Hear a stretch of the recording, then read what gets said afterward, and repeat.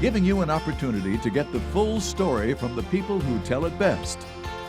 This is Mediacom News Leaders. I'm Elizabeth Kling with Mediacom News Leaders. Ballet Des Moines takes the stage this month at Hoyt Sherman Place to kick off their new season. And here to tell us all about it is Jami Milne, the Vice Chair of the Board of Directors. Thank you for coming in. Thanks for having me. Yeah, so let's talk about what we can expect from the season, starting with Connections, a Triple Bill. This is on stage at Hoyt Sherman Place.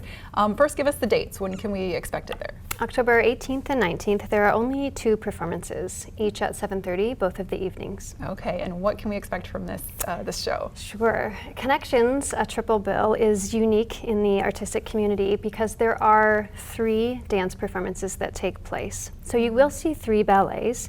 They are all contemporary, and so you'll see much more modern movement, not necessarily traditional ballerinas and tutus that you might expect. It's also really incredible because there are 3 separate choreographers that choreograph. Do all of the thank you. choreography for each of the shows, yeah.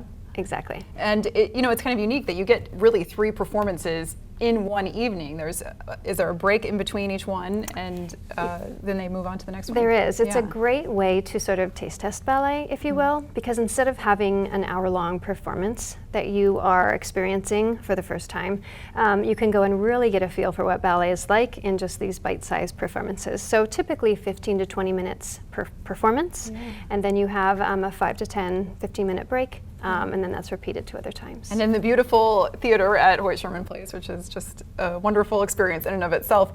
Tell us who's on stage. Who are the dancers? Where do they come from that will be seen? Ballet Des Moines employs 7 full-time professional dancers, and those dancers have before come from all over the world. This year, I believe most of our dancers are from the United States.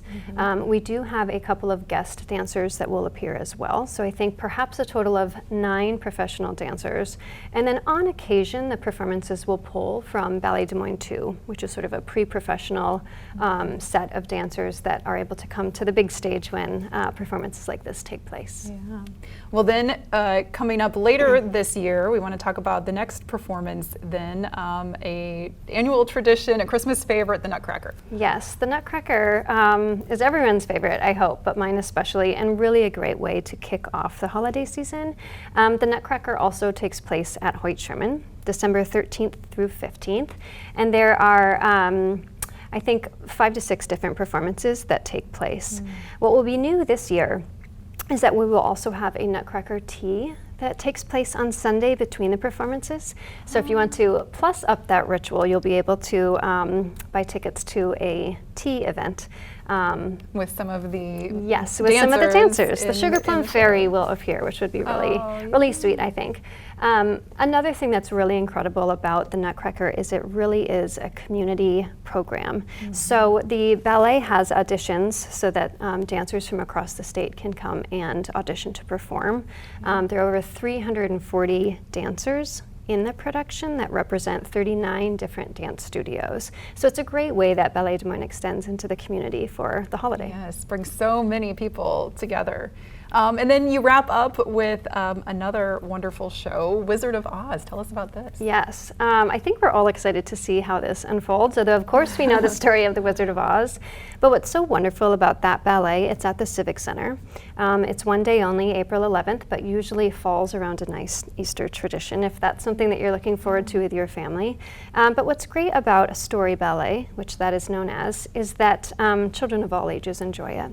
And so really you can watch a classic tale that everyone knows, and I think that helps guide children along as well to watch as they know what's happening, and they really see a fairy tale unfold before their eyes. Yeah, such a special experience. Well, we want to talk about getting tickets to all of these.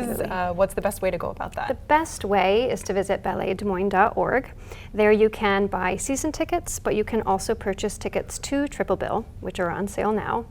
We also have many pop-ups that happen throughout our season, which is September through April, and so you can always check on the events tab within the site to see what's happening, who we're partnering with, and where you might be able to see those dancers. You mentioned what's happening. You do have some big news in terms of management.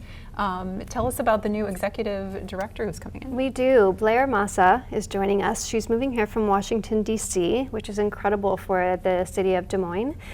She was most previously with the Washington Ballet, so we're very eager to have her here locally leading the business side of the house while our artistic director, Serkan Usta, continues to lead from a choreography standpoint. Yeah. Well, so much to look forward to this season, and we sure appreciate your time today. Thank you. Thank you. We've been talking with Jami Milne, the Vice Chair of the Board of Directors with Ballet Des Moines. Join us next time here on Mediacom News Leaders.